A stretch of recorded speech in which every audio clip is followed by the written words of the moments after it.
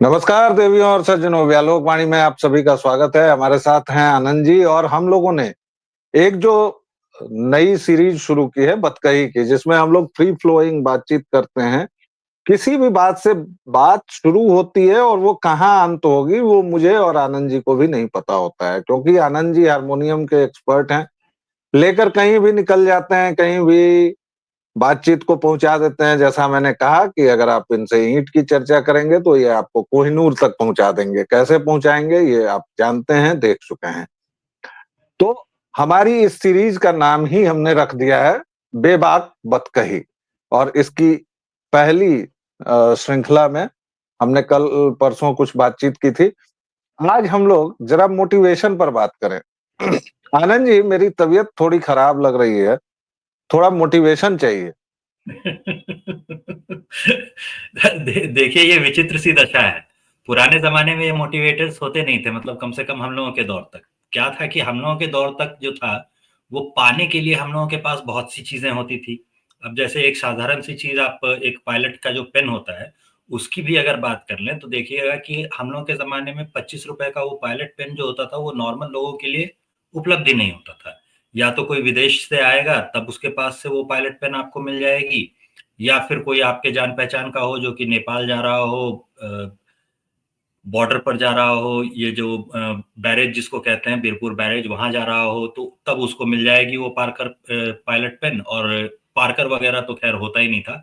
आर्टेक्स नाम का एक 5 रुपए का इंक पेन होता था। एक कैमलिन वगैरह का आता था, थोड़ा सा महंगा होता था। जनरली तो हम लोग आर्टेक्स ही यूज करते थे।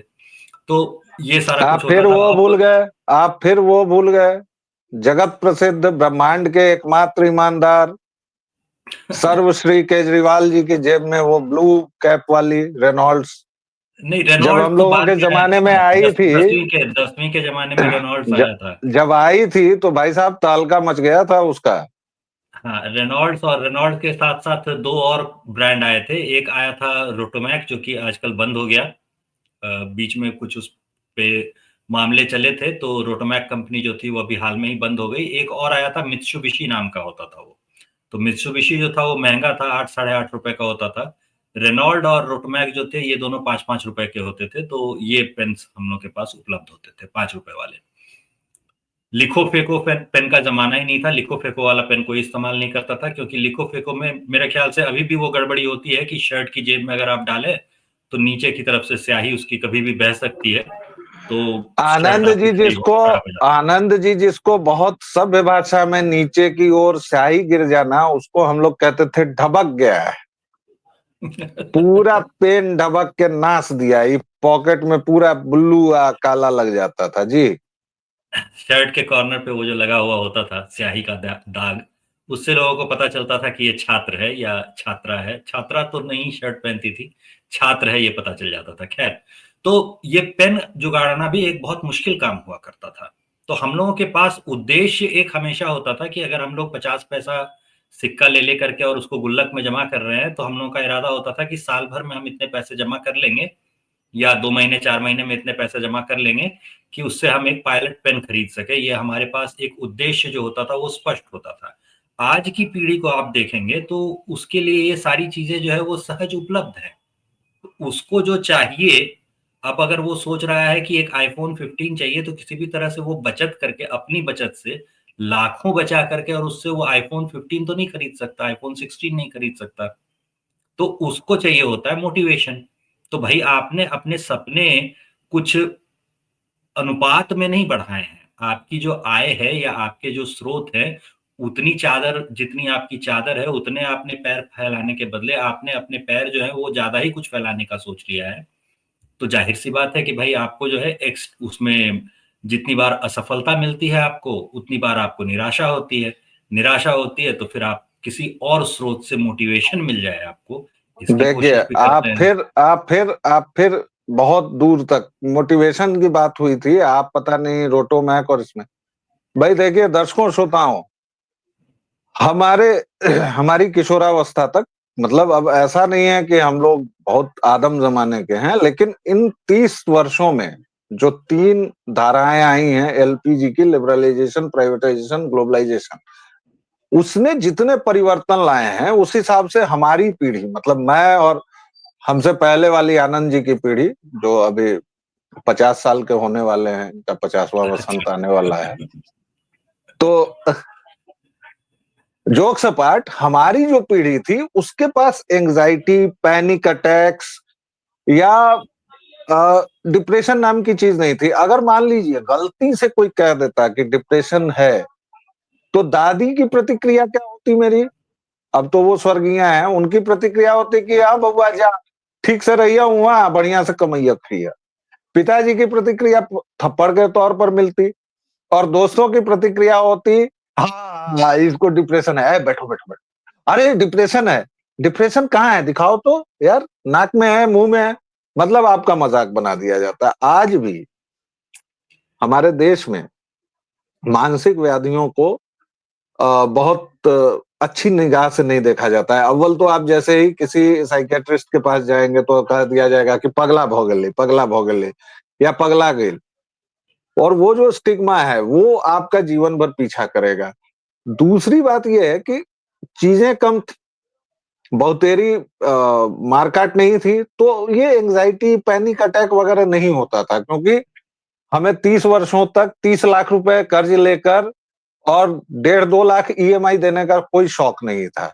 आज के दौर में मेरे जितने दोस्त हैं, कर्ज लेना और कर्ज पे कोई चीजें खरीदना, ये बहुत ही बुरा माना जाता था। हम लोगों को बहुत बुरा लगता है अगर कोई चीज कर्ज लेकर के या ईएमआई पे खरीदनी पड़े, तो हम लोगों को बहुत बुरा लगता है। हम लोग यथासंभव अवॉइड करते हैं कि ईएमआई पे न लेना पड़े। और यही वजह है कि हमारी पीढ़ी में जो कोई क्रेडिट कार्ड के चक्कर में गया वो बर्बाद हो गया, क्योंकि उसको क्रेडिट कार्ड चलाने की सलाहियत ही नहीं है।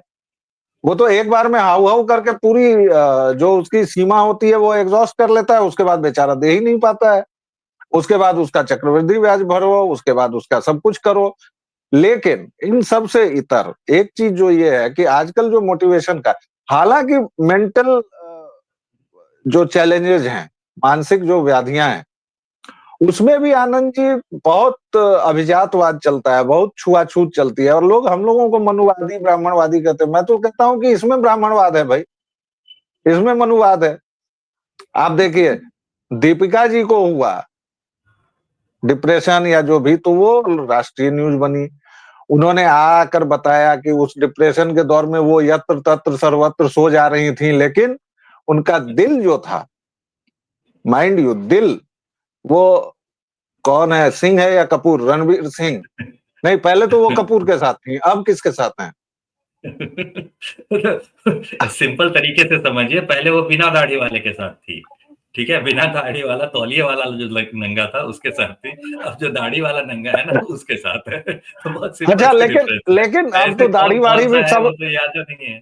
अब तो दाढ़ी वाड़ी भी सब रखने लगे हैं। तो बाकायदा करण जौहर के शो पर उन्होंने एडमिट किया कि my heart was there when I was having some affairs और सम चिट चैट्स और वॉट।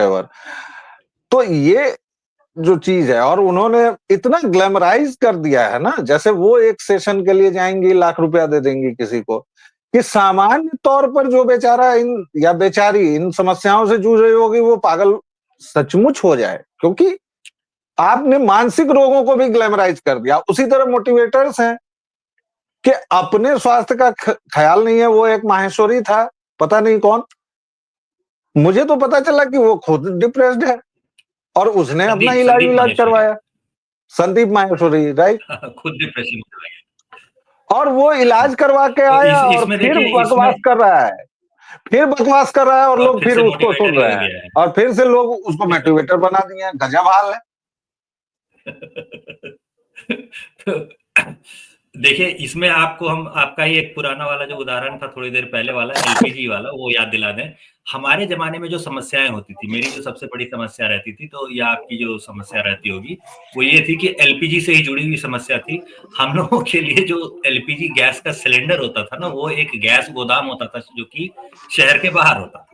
वहां से राइट। साइकिल पे हम लोग जाते थे, पीछे उसको ट्यूब से बांधा जाता था और लेकर के वापस आते थे, और ये बहुत अरे ही थोड़ा गुरुजी, सा मुश्किल काम होता था। अगर ट्यूब नहीं मिला तो वो बीच का जो फ्रेम है उसमें फंसा के, और आप नीचे नीचे 6-6 किलोमीटर जाइए, प्लस और वहां लुढ़काते हुए आते एक थे। एक ट्रक आएगा, उस ट्रक में और 300 या 400 सिलेंडर होंगे, भीड़ है 1000 की लाइन में, उसमें मारपीट और भी हो आप जाती थी कई बार। और आप अगर समय से नहीं पहुंचे, पहले नहीं पहुंचे, तो आपको सिलेंडर नहीं मिलेगा, ये सब कुछ होता था। तो हमारे लिए एंग्जाइटी अगर होती थी हमें, तो हमारी एंग्जाइटी ये होती थी कि सुबह टाइम से कैसे पहुंच जाएं, कि इस लाइन में, उस कतार में टाइम से लग जाए और हमें एक सिलेंडर मिल जाए। आज की जो पीढ़ी है उसकी समस्या सोचिए, उसकी समस्या ये है कि उसने मोबाइल पर आपत्तिजनक वीडियो बनाए हैं अपने, और उसका कोई मित्र जो है जिससे झगड़ा हो गया है, वो कह रहा है कि अब इस वीडियो को जो है वो पूरी क्लास में बांट देगा। तो हमारी जो एंग्जायटी थी उसमें, और अभी के पीढ़ी की जो एंग्जायटी है उसमें तो जमीन आसमान का अंतर है। तो पहले तो सवाल ये है कि उसको किसी ने ये सिखाया नहीं कि इस किस्म के वीडियो अगर तुम मोबाइल में बना करके रखोगे तो इससे दिक्कत होने वाली है। फिर किसी ने ये नहीं सिखाया कि उसे बांटा जा सकता है, उसे बांटने पर वो क्राइम होता है, ये किसी ने नहीं सिखाया। तो ये जो नई चीजें आ गई, इस नई चीज के बारे में किसी ने सिखाया नहीं। गैस सिलेंडर लाना एक ऐसा काम होता था जो हमारे चाचा मामा कोई ना कोई सिखा देते थे कि चलो देखो हमारे साथ चल के कि गैस सिलेंडर कैसे लाया जाता है। अरे और गुरु, हम लोग गैस सीख जाते थे। सिलेंडर अब की याद बताइए मत कि वीडियो दिलाइए। बनाना कौन सिखाएगा? गैस सिलेंडर की याद मत दिलाइए भाई साहब। मतलब वो कीचड़ और करदम से भरे हुए रास्तों पर 4 किलोमीटर चलकर साइकिल लुढ़काते हुए आप पहुंचे हैं, और उसके बाद 4 घंटे लाइन में लग के आपको नहीं मिले। फिर और आप खाली वापस उसी रास्ते पैदल आ रहे हैं, और घर वाले आपको कह रहे हैं कि आप किसी काम के नहीं है, निकम्मे हैं, आपसे एक सिलेंडर तक नहीं हुआ, लीजिए। एक सिलेंडर तक नहीं लेके आ तो सके। सचमुच हमारी समस्याएं अलग थी, आपकी समस्याएं हैं, ऐसा नहीं है। मतलब जेनजी की अपनी समस्याएं हैं भाई। अब जैसे देखिए, एक कोई बड़ा सितारा, कोई सेलिब्रिटी बोल रहा था कि वो अपनी बेटी को कहता है कि थाली उठा के रसोई में रख दो, या जगह पर रख दो, सिंक के पास। तो बेटी उसकी पूछती है कि मैं क्यों क्यों रखूं, मैं, आपने हेल्पर को क्यों बुलाया है?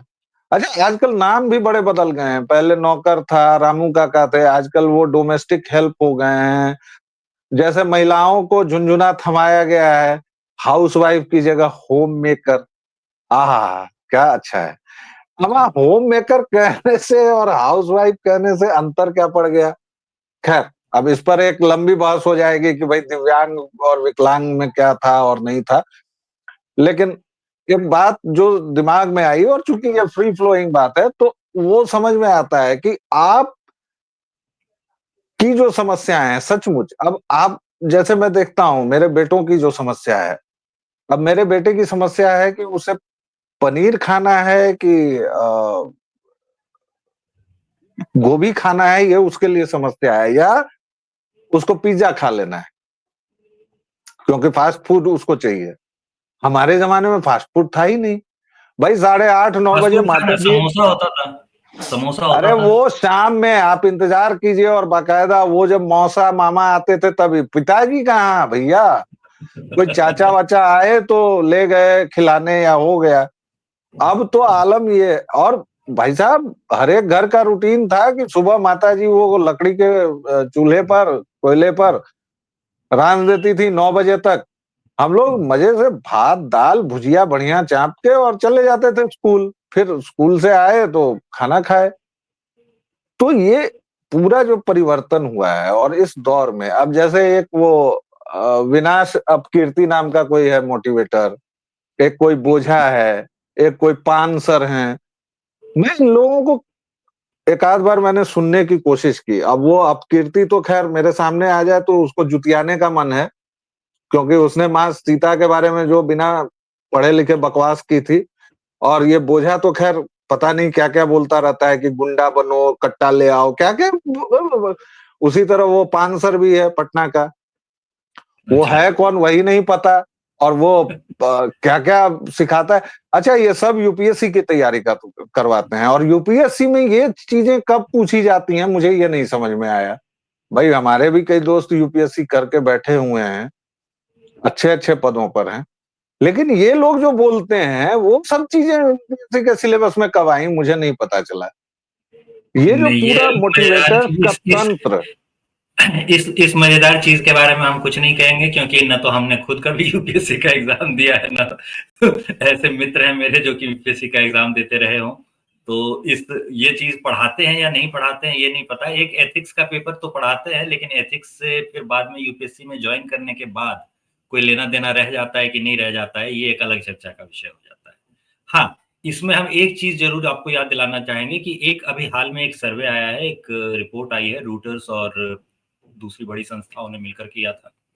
इसमें पता चला कि इक्वालिटी लैब्स जो होती है, उसने जो ये सारा कुछ सिखाने की कोशिश की लोगों में, डिस्क्रिमिनेशन कम हो, भेदभाव कम हो, रेसिज्म कम हो, तो ये जो जिन लोगों को इस चीज की ट्रेनिंग दी गई, पाया गया कि ये लोग ज्यादा भेदभाव करते थे। तो ये चीज आप एक बार मोटिवेटर्स पे अगर करके देखें, या कोई भी मोटिवेटर्स पे करके देखे, तो आपको यही चीज मिलेगी कि जो लोग मोटिवेटर्स का वीडियो ज्यादा देखते थे, उनका ज्यादा ध्यान जाने लगा और वो लोग डिमोटिवेट ज्यादा होने लगे, परेशान ज्यादा होने लगे। मतलब जो बीमारियों के बारे में पढ़ने पर होता है अक्सर, उसके लिए एक टर्म भी आता है मेडिकल में, लेकिन आप पाएंगे कि आपने बीमारियों के लक्षण पढ़े अखबार में या किसी पत्रिका में या कहीं पर भी आपने पढ़ लिए, और उस लक्षण को पढ़ते ही अचानक आपको ये लगने लगता है कि अरे ये सारे लक्षण तो मुझ में भी हैं।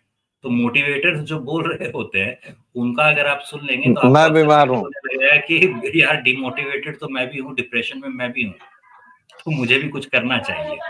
तो बेस्ट ऑप्शन तो ये होता है कि आप उनको सुने ही नहीं, लेकिन हमारे कह देने से कौन मानेगा, और मोटिवेटर्स देखिए, की सुनना कौन ऐसा छोड़ेगा। है कि मोटिवेटर्स का एक सीन मुझे ये नहीं समझ में आता है कि वो जो कुछ भी बोलते हैं या करते हैं, अब ये तुला तो भाई, अब तो मोहनदास करमचंद गांधी कोई होता नहीं है कि भाई मैं पहले चीनी खाना छोड़ दूंगा तब मैं किसी को बोलूंगा।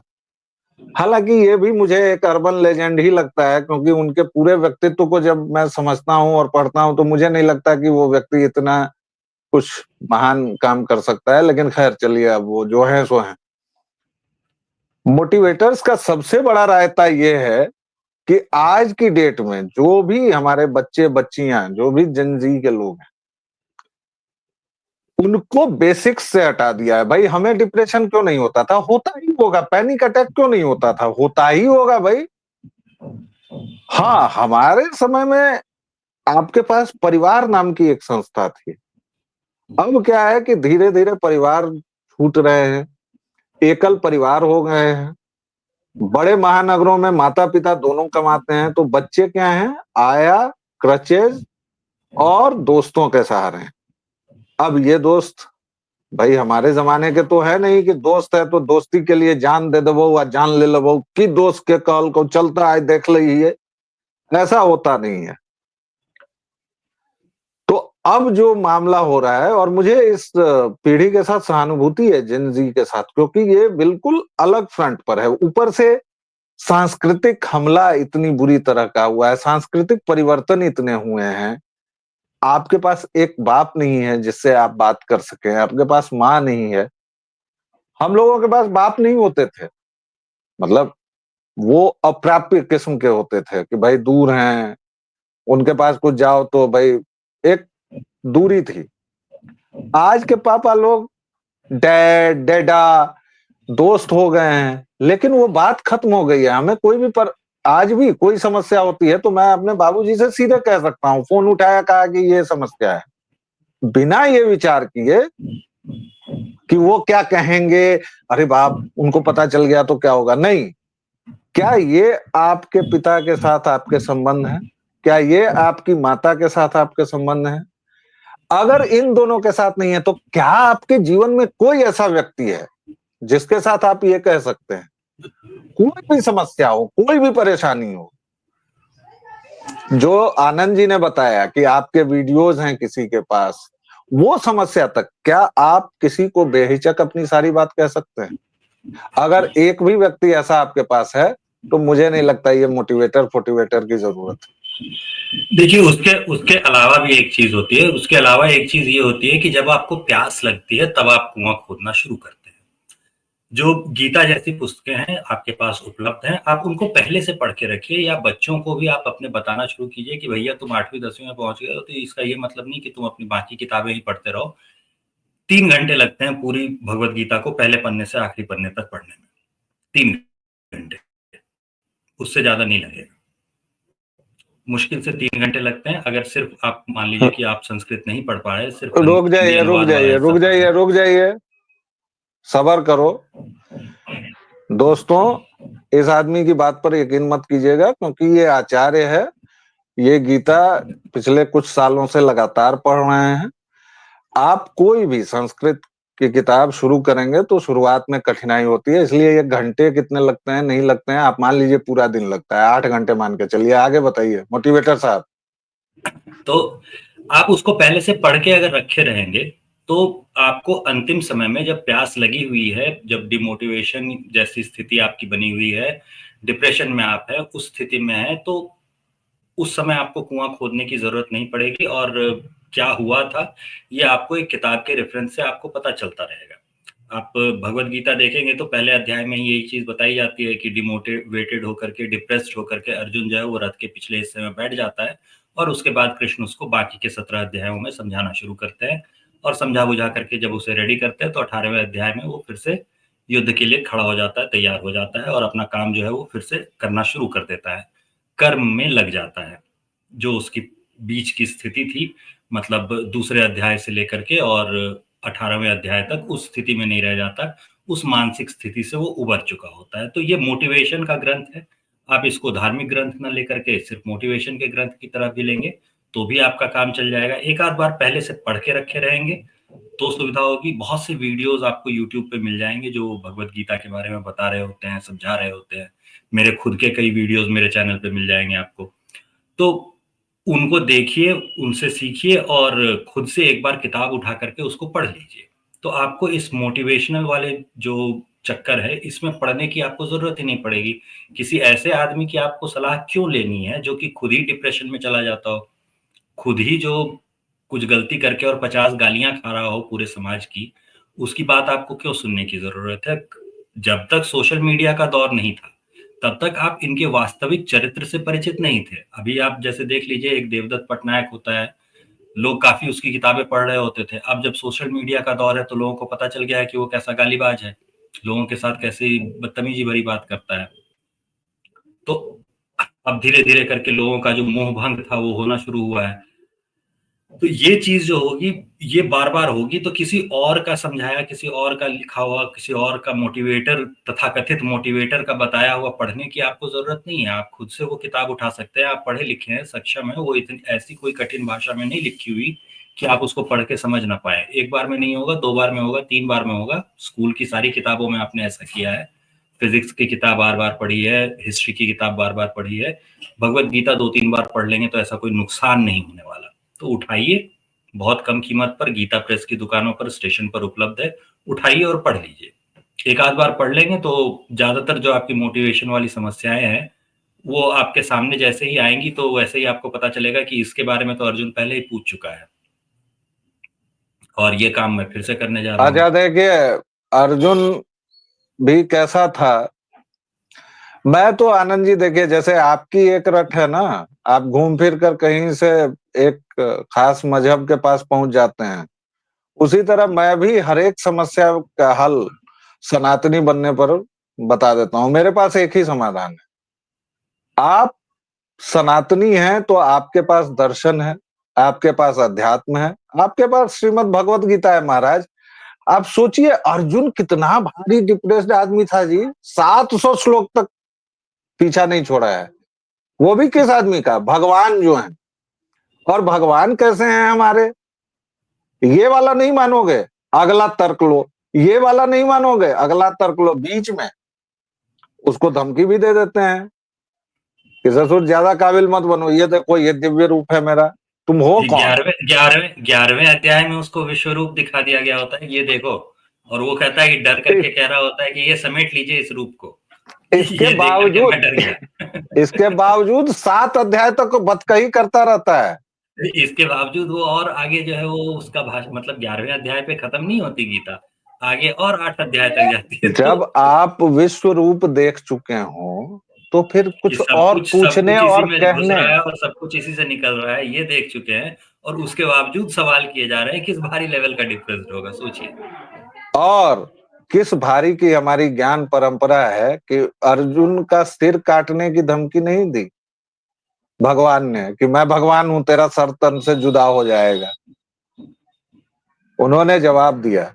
तो इसलिए अगर डिप्रेशन में जाना है तो अर्जुन की तरह जाइए, लगातार सवाल कीजिए और एक व्यक्ति आपके जीवन में ऐसा होना चाहिए जिससे आप अपनी बातें बांट सकें। आज का हारमोनियम और बात विवाद बतकही बहुत लंबे समय तक चल गई। फिलहाल लेंगे एक छोटा-सा विराम, करना है बहुत सारा काम। तब तक के लिए जय जय सिया राम। Excuse me. जय श्री